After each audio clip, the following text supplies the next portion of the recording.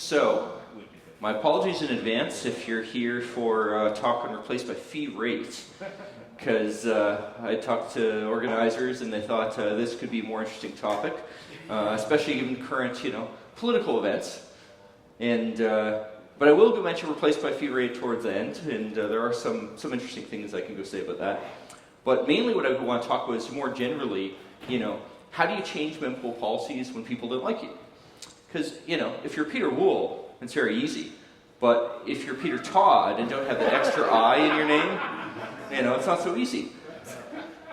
So why don't I go talk about, well, who am I?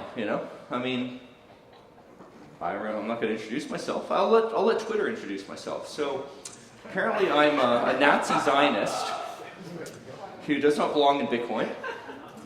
Yeah, specifically the type of Nazi who supports a country with a Jewish president. That type. I'm a fag, apparently. I'm not sure how that's supposed to be an insult, but whatever. Maybe it means I'm a cigarette butt. I don't know. I'm not with these modern kids. So, and this has been going on for a while. Like from about a year ago. Apparently, I managed to get Roger Ver accused of tax fraud because he exposed that my RBF feature was directed by the CIA. I'll admit to all that in this talk for sure.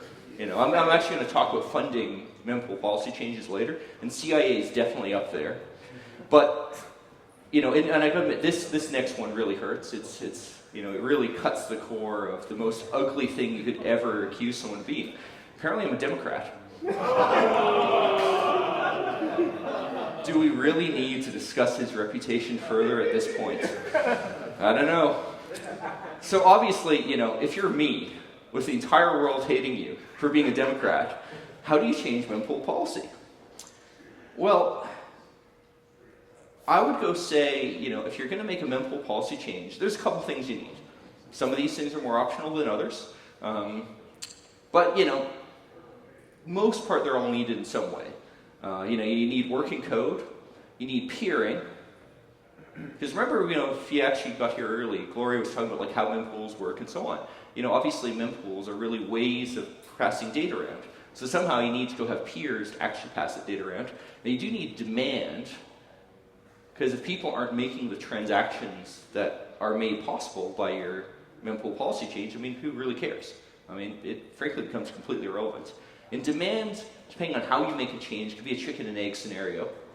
Now, obviously, your mempool policy change is totally useless if you don't have miners adopting it in some way, although there's some caveats there, because miners can adopt things that people don't necessarily want them to, and not necessarily the miners themselves even want to. And of course, obviously, you need funding. Why am I even here? Well, because I managed to get expenses paid to go show up here. And, I've managed to go get people to go pay to have me write code and so on. So, what I want to do in this talk is kind of go through examples of these, some of them working examples, some of them not so working examples, and show how all of these ingredients come together to make a mempool policy change, including ones that have very high opposition. Now, when I said not working examples, well, let's start with an interesting one. I'm, of course, somewhat famous for getting replaced by fee transaction replacement. But Satoshi himself actually shipped Bitcoin with transaction replacement in it.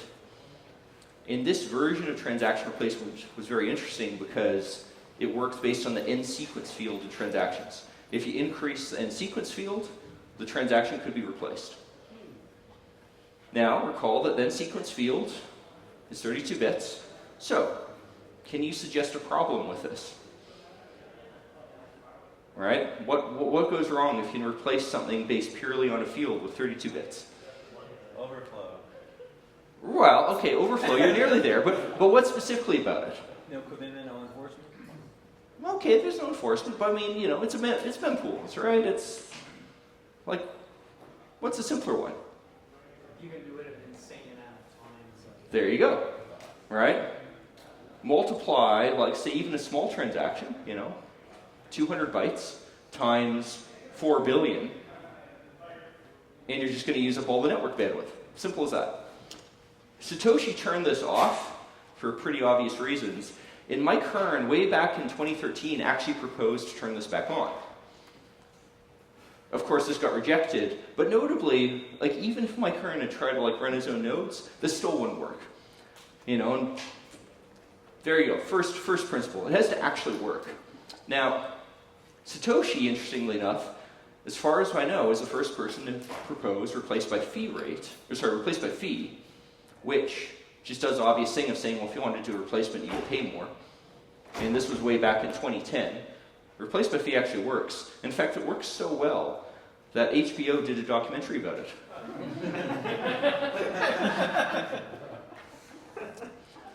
I'm pretty sure that's what the documentary was. I was in it a lot, so, you know. But, so we've established we can make working code. Made RBF as an example. Now, peering is then your next challenge. And this is where the type of change you're going to make matters. And I like to call it the stifling versus spreading case. You know, is your mempool change something that stifles transactions or that spreads more types? And as you can see, Bitcoin knots, you know, patches Bitcoin client, drop all TX Satoshi dice, not verify, yada. I mean, you know, that's a very muscular looking Doge. Surely that's going to win, right? And it's all well and good, but again, we have a small problem, which is you just write around stuff. And mathematically, what's interesting here is there's an entire branch of math called percolation theory, which talks about how do things go through a medium. And my understanding is percolation theory was first come up with in geology, because it's a very interesting question. If you go put water on top of a surface, does the water travel through the rocks? In the case of actual rocks, there's a certain threshold of permeable space, like air basically, and if that threshold's reached, water flows freely. You know, it's really like how loose your gravel is. Well, Bitcoin is the same kind of thing. It's a graph, there's a certain number of interconnections, and once you're over a certain threshold of interconnections, things propagate really, really well. Mathematically, percolation theory is one of those interesting branches of math where no one has any closed-form solutions. But you know, by trial and error, it's probably true that on Bitcoin, if like 10% of the nodes are running your policy, that's probably enough to basically make transaction propagation work. So that's your threshold. Obviously, Bitcoin knots is not going to reach that. But you're me. You're extremely unpopular. How do you go get around this? Because everyone hates you, and like 10 of your buddies are willing to go run nodes. Well, way back in 2014, I had this problem with replace by fee.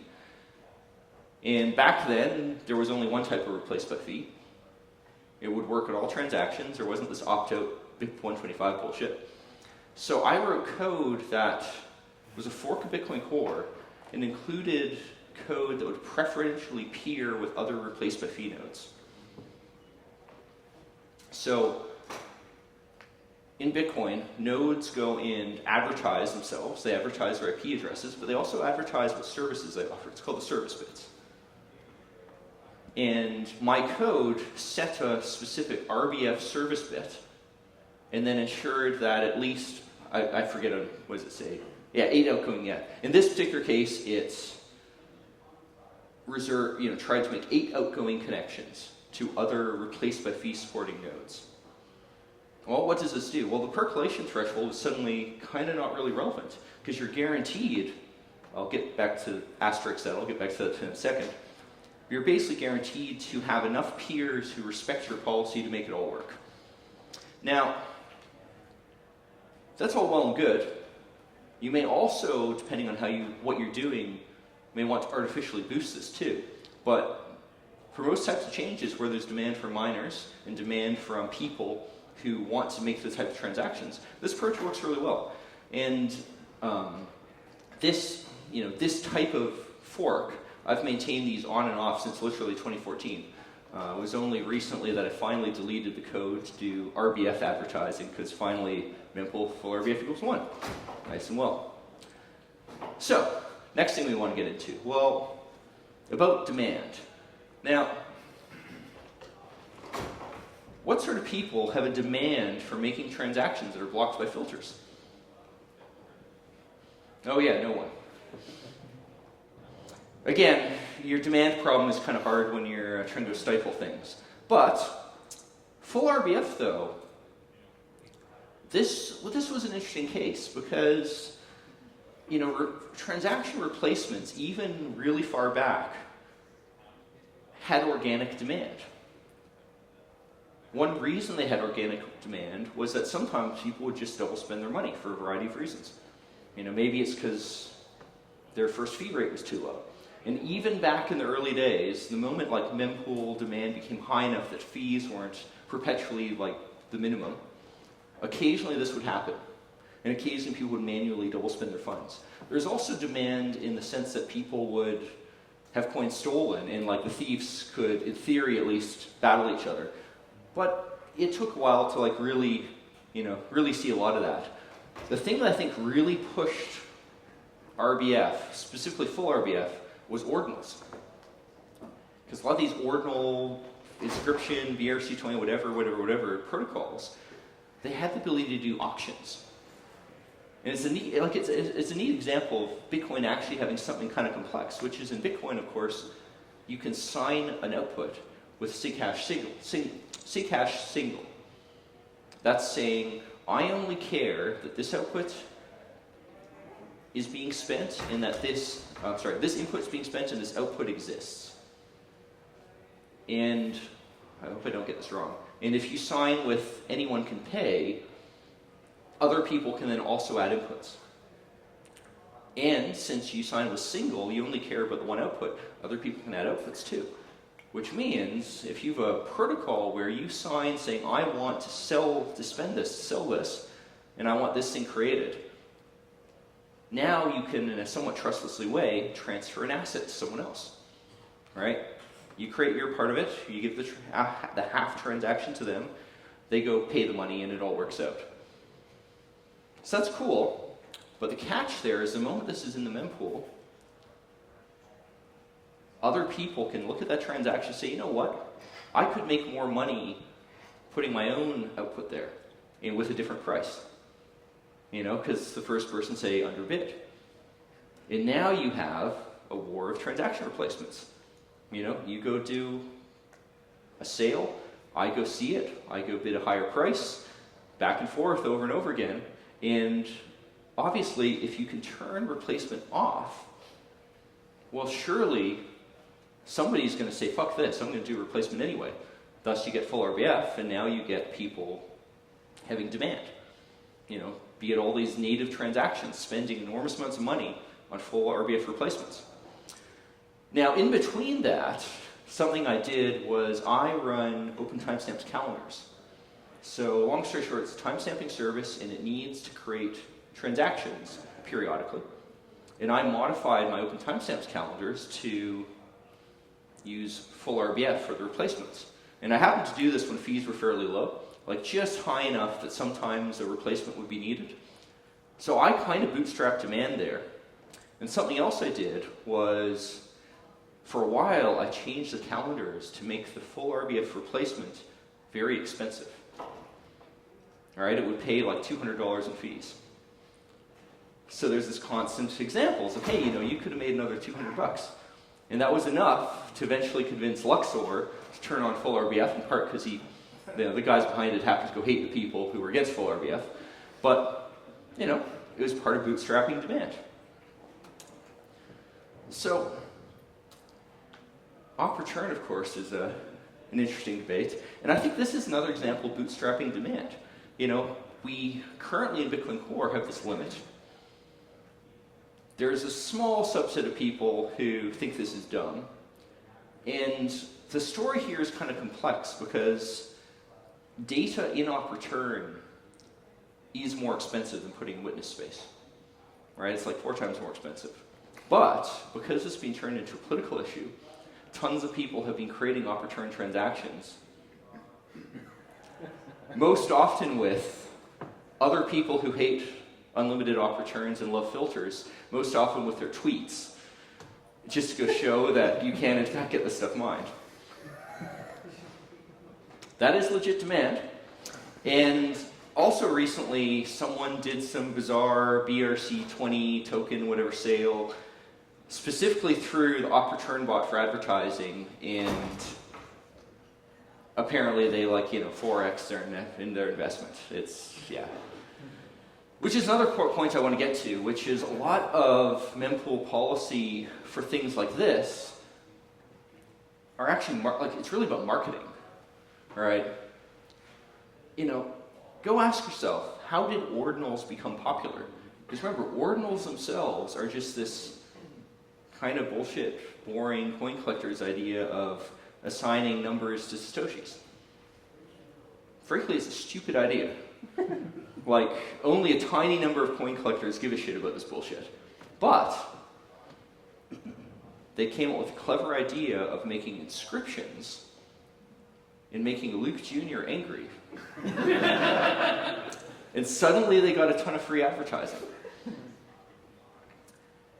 And in their case, technically they're not actually making a mempool policy change because they all did this with standard transactions. But poking the bear becomes part of this. And of course, this has progressed a little bit where now that you had demand for that, people said, well, what's the biggest inscription I can make? That gets things like Mara Slipstream, where it started as a just go email mining pool saying, hey, could you mine this? We'll pay you a lot of money, to now we have an automated service. But yeah, it's mempool policy gets interesting. But I want to go back to full RBF for a second, which is, what's interesting about this is this was a policy that was always supported. What do we mean by always supported? Well, remember, it's not the mempool. I mean, I just made that mistake myself 5 minutes ago.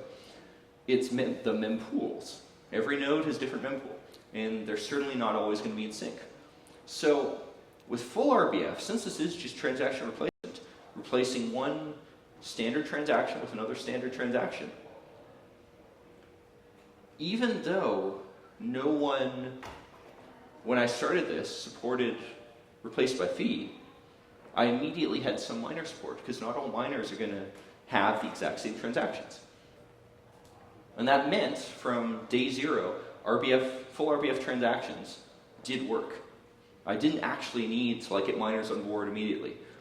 And for the longest time, I mean, as much as I could try, I never did get more than 1-2% of miners on board, with one exception of briefly F2 pool briefly turned on full RBF and then turned it off after community outrage. But it didn't matter that they didn't like it because it still worked. Your mempool policy change may not have that property, but some of them do. Of course, the other part of getting miners to adopt the thing is there a way for them to easily turn this on? And if you remember the GitHub pull request for mempool full RBF, it was very easy to get the first one merged, which provided an option to turn it on with default off. But then at some point, people realized, oh shit, this might actually ship. And then there's some outrage, and I proposed to go turn it on by default. Other people proposed to delete the option entirely. And then, of course, I raised a big Twitter fuss about deleting the option. But for getting full RBF enabled, this was actually quite important, because some miners care enough to recompile Bitcoin Core, but a lot of them don't care enough to go recompile Bitcoin Core with your change. Remember, you're a mining pool. Every time you find a block, that's, I don't know, what's currently worth $250,000. If you screw up, you've just lost $250,000. It is a big deal to make code changes as a mining pool. Mara has gone and done it in all kinds of crazy ways, but they're crazy. And they also were getting a ton of money for this. To convince them to turn something on simple, it's trickier. It's a lot easier if you can get Bitcoin Core to at least merge an option to do what you want. And interestingly, in case of op return, we do have that option, right? We have the data carrier option. So you can convince mining pools, just set this new config thing. Bitcoin Core says it works. And we might see, like we saw with full RBF, miners adopt this before Bitcoin Core actually makes a release. But, that's that. Op return, of course. Fees are a big motivator. This was a fairly recent, May 6th. Mara made like nearly 100% more fees than they otherwise would have. And yeah, what's that? 0.06 BTC. You can work out how much that's worth. Well, it's 0.06 BTC, obviously, but it can be a lot of money, and it's a nice incentive. But what about you? All right, you want to go make code changes. Who the hell is going to pay your rent? And in my case, the full RBF, well, really RBF and full RBF forks that go back literally years, that's been something I've mainly done in my own time. For many years, I've had on and off funding as a quote-unquote Bitcoin core developer and so on. But more recently, I started something called Libra Relay, which is really just Bitcoin core with some small modifications. Namely, remove the op return limit. But, just like my other forks, Libra Relay nodes connect to other Libra Relay nodes. And you can get funding for this, because the ordinals, inscriptions, BRC20 guys, they would rather not have the fight of Bitcoin core trying to go ban all this stuff. They'd probably be able to run around it precisely because things like Libra Relay, but it does mean that I've wound up getting, well, to date, like $5,000 in funding for this, just to make new release and so on. And, that's all fairly paid at usual market rates. Now, is this an option for your code change? I don't know. Depends on what your code change is. But it might be. Now, other policy changes in Libra Relay is, as the title of my talk was supposed to be, replaced by fee rate. And I've said all this great stuff about full RBF. Replaced by fee rate is kind of boring. So what is it? Well, Peter Wool was talking about fee rates and fee whatever diagrams and all this stuff, but I can make it a lot simpler, which is, imagine you have a cattle auction. It's Texas, so I should be wearing a nice big hat, but I'm from Toronto and I'm stupid, so I go up to the cattle auction and say, I want to go buy $10,000 worth of calves. And $10,000 worth of cows, that's going to give me, what, 100 cows?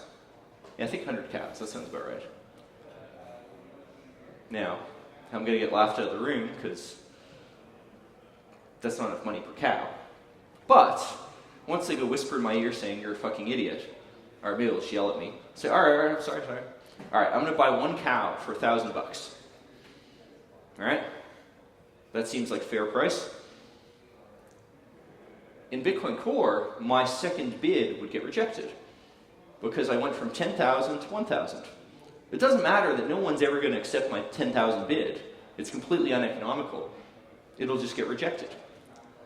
And yes, there are reasonable reasons for this, but I'd like to go change that. Problem is, who the hell cares about replacement fee rate?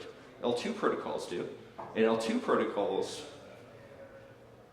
they need things that actually work, and they can't go and dick around with mempool policy that may not work. I'm not sure I'm going to get funding for replacement fee rate. We'll see. And standard annex. Well, if you may know, in the consensus protocol, there's something called annex and taproot.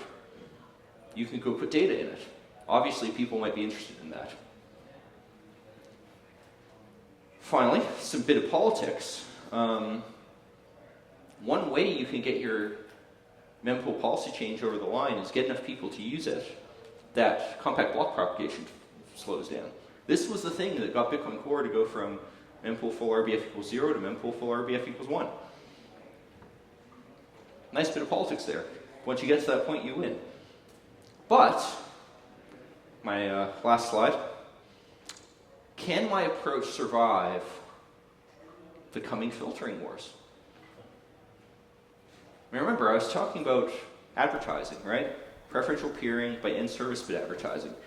Now, I have some ideas about how this could be broken, but there might be people in the audience who want to break it, so I'm not going to say them yet. Instead, I'll go to the audience. Can you think how you can go break it? Advertise and not provide the service. Yep. Can you figure out how to go fix that? Send a test transaction. Yeah, well, the answer was yes, send a test transaction. Yeah. Problem is, if you're a node, where do you get the test transaction from? Honestly, I'm not sure what the answer to this will be, and I think it will depend on how this plays out. Maybe the Luke Juniors of the world go and add Libra relay advertising to Bitcoin knots, even though it doesn't actually relay those transactions.